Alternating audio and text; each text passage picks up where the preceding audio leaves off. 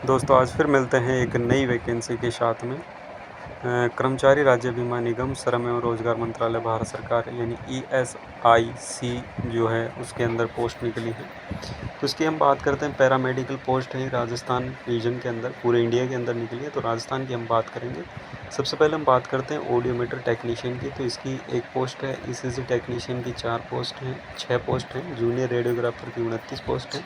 Junior medical laboratory technician की जो है 44 पोस्ट है। मेडिकल रिकॉर्ड असिस्टेंट की 4 है। OT assistant, operation theatre assistant की 19 पोस्ट है। फार्मासिस्ट की 14 पोस्ट है। रेडियोग्राफर की 4 है। सोशल वर्कर की 4 पोस्ट हैं। फिर हम बात करें कैटेगरीज दे रखी हैं कि कौन कौन से फंक्शनल जो एरिया होंगे, रिक्वायरमेंट होगी, कहाँ कहाँ ये फंक्शन करेंगे, वो सारी चीज़ें यहाँ पर दे रखी हैं। PWD जो होगा यानी फिजिकली डिसेबिलिटी के लिए भी ये चीज़ें दे रखी हैं। आगे हम बात करते हैं नेक्स्ट क्वालिफ़िकेशन के बारे में कि क्या क्या इनके लिए क्वालिफ़िकेशन होगी। जैसे अगर हम बात करें, सबसे पहले जो हमने ऑडियोमीटरी जो पढ़ा था, ऑडियोमीटर टेक्नीशियन की, तो इसकी जो पे स्केल की बात करें 29,200 से 92,300 पे स्केल है। और इसकी एज जो लिमिट है वो 18 से 25 ईयर्स है। और रिलैक्सेशन जो रिजर्वेशन कैटेगरी उनको रिलैक्सेशन दिया जाएगा।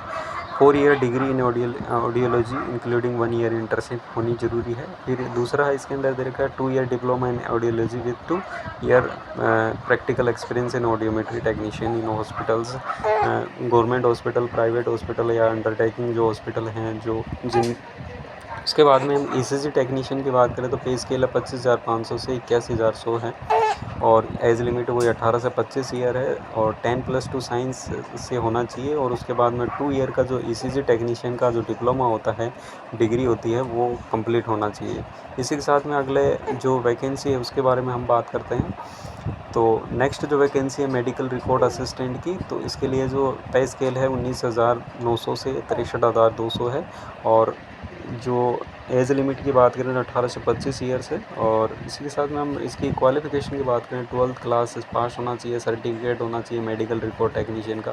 फिर टाइपिंग टेस्ट इसके अंदर होगा। इंग्लिश के अंदर 35 वर्ड होने चाहिए, हिंदी के अंदर 30 वर्ड टाइपिंग का नॉलेज होना ज़रूरी है। तो इसके अंदर टाइपिंग टेस्ट होगा। जूनियर अगली वैकेंसी जूनियर रेडियोग्राफी, इसकी जो पे स्केल है 21,700 से 69,100 है। इसके अंदर 18 से 25 ईयर्स वो एज लिमिट है। 12th क्लास पास होना चाहिए, सर्टिफिकेट या डिप्लोमा होना चाहिए रेडियोग्राफी के अंदर 2 ईयर का। सोशल गाइड और सोशल वर्कर की बात करें तो इसके लिए 25,500 से 81,100 इसका पे स्केल है। और इसकी एज लिमिट की अगर हम बात करें तो 37 वर्ष से अधिक नहीं होनी चाहिए। डिग्री या डिप्लोमा इन सोशल वर्क होना चाहिए, जो गवर्नमेंट या फिर प्राइवेट जो भी इंस्टीट्यूट हैं उनसे जो रिकॉग्नाइज्ड हैं, जो ऐसे AICT अप्रूव्ड हैं, उनसे उसका डिप्लोमा कंप्लीट होना चाहिए। OT असिस्टेंट की बात करें तो 21,700 से 69,100 है। और 32 ईयर से अधिक नहीं होना चाहिए। सीनियर सेकेंडरी 10+2 साइंस से होना चाहिए। और इसके अंदर भी OT असिस्टेंट का जो है वो डिप्लोमा 1 ईयर होना चाहिए। फार्मासिस्ट के लिए फार्मेसी होनी चाहिए। और रेडियोग्राफर की अगर हम बात करें तो 29,200 से 92,300 है, यही फार्मासिस्ट की है। इसके अंदर भी रेडियोग्राफी का 2 ईयर का तो सर्टिफिकेट होना चाहिए, उसी के साथ में 1 ईयर का एक्सपीरियंस जरूरी है। जूनियर मेडिकल रेडियोलॉजिस्ट के लिए भी वही है 29,200 से 92,300 है। वो 18 से 25 ईयर्स है। और उसी के साथ में 12th पास होना चाहिए। रेडियोग्राफी के अंदर 2 साल का कोर्सेज होना चाहिए। रिलैक्सेशन की बात करें तो SC/ST के लिए 5 ईयर का रिलैक्सेशन है। OBC के लिए 3 ईयर इसका, PH के लिए अलग अलग है, OBC कैटेगरी के लिए अलग अलग है। वो सारी चीज़ें इसके अंदर दी गई है। नेशनलिटी की बात करें तो इंडियन होना चाहिए, ये सारी चीज़ें इसके अंदर दी गई हैं। तो फोटोग्राफ की हम बात करें तो 4.5 सेंटीमीटर 3.5 सेंटीमीटर होने फोटोग्राफ होना चाहिए आपका।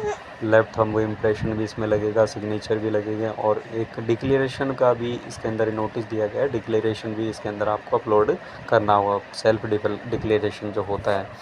इसके आगे हम बात करें एप्लीकेशन रजिस्ट्रेशन, पेमेंट फीस होगा इसके अंदर, डॉक्यूमेंट स्कैनिंग और अपलोडिंग होगा। तो एप्लीकेशन रजिस्ट्रेशन जो है www.esic.government.in पर जाकर के आप इसको अप्लाई कर सकते हो, क्लिक ऐड फॉर रजिस्ट्रेशन पर। उसके बाद हम बात करते हैं इसके अंदर पूरा फॉर्म फिलअप वगैरह करने के बाद में इसके अंदर जो है आपको पेमेंट वगैरह करना है। पेमेंट करने के बाद सिग्नेचर वगैरह जो है अपलोड करने हैं, तो उसका सिग्नेचर का दे रखा है। तो पेमेंट ऑफ फीस की अगर हम बात करें तो जो कैटेगरीज हैं SC ST जो हैं एम्प्लॉय हैं एक्स सर्विस मैन है उसके लिए 250 रुपये, ऑल अदर कैटेगरीज जो हैं उनके लिए 500 रुपये। और इसके अंदर चार्जेस जो लगेगा बैंक का वो खुद कैंडिडेट वहन करेगा। मोड ऑफ पेमेंट जो होगा ऑनलाइन मोड होगा, ऑफलाइन मोड इसके अंदर नहीं है कोई भी। इसी के साथ में हम बात करते हैं आगे हम बात करें डॉक्यूमेंट स्कैनिंग और अपलोडिंग की बात करें तो इसके अंदर जो फ़ोटोग्राफ इमेज जो है वो इसके अंदर 20 KB से 50 KB के बीच में होनी चाहिए। और जो सिग्नेचर की बात करें वो 10 KB से 20 KB के बीच में होनी चाहिए। थंब इम्प्रेशन भी जो है 10 KB से 20 KB के बीच में होना चाहिए। और सेल्फ डिक्रेशन इसके अंदर जो है थंब इम्प्रेशन जो है 20 KB से 50 KB है, सॉरी। हैंड रिटन नोट्स जो है 50 KB से 100 KB के मध्य इसका होना चाहिए। इसी के साथ में हम बात करते हैं आगे नेक्स्ट इसमें हम बात करते हैं इसके अंदर जो सर्टिफिकेट्स हैं जो क्या क्या इसके अंदर लगेंगे वो हम इसमें बात करते हैं।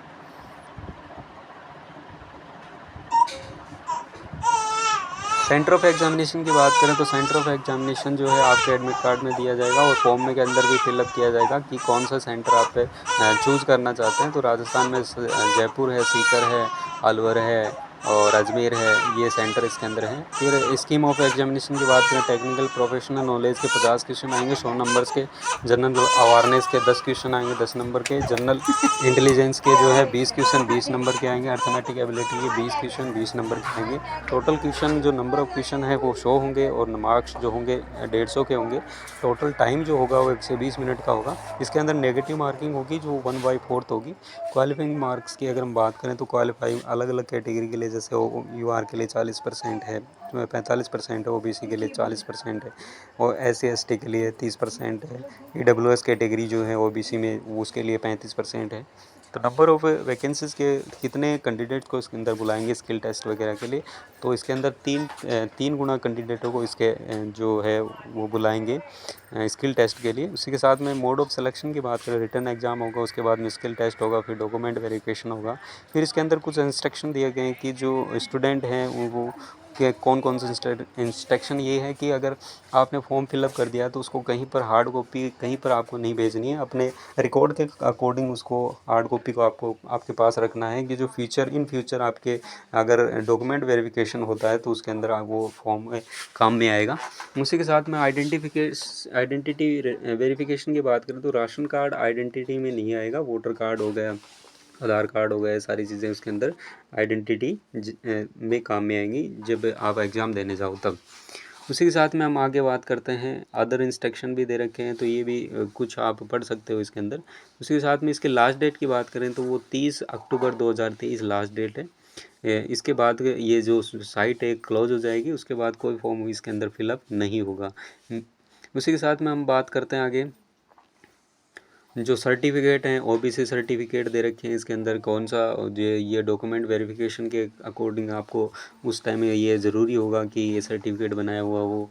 उसी के साथ में कम्युनिटी सर्टिफिकेट आ गया, जो माइनॉरिटी के जो व्यक्ति हैं उनके लिए सर्टिफिकेट आ गया। उसी के साथ में हम आगे बात करते हैं जो PWD है उसके लिए सर्टिफिकेट आ गया। फिर इसके अंदर एक सर्टिफिकेट ये भी है अगर कोई PWD से जो है वो एग्ज़ाम नहीं दे पाता और उसके साथ में कोई दूसरा व्यक्ति एग्ज़ाम देना चाहता है, उसके दूसरा व्यक्ति एग्ज़ाम दे रहा है तो उसके लिए एक सर्टिफिकेट वहाँ पर देना होगा और उसके बाद में वो एग्ज़ाम दे पाएगा। तो दोस्तों ये थी अच्छी वैकेंसी है, बहुत अच्छी वैकेंसी है और मेडिकल लाइन में वैकेंसी है। इसके अंदर लगभग 60 से 70 हज़ार जो है पे ग्रेड में पेमेंट मिलेगा। जो पे स्केल इसके अंदर दे रखी है उसका लगभग डबल क्या होता है पेमेंट मिलता है। इसके अंदर DA TA वगैरह सब इंक्लूड होता है।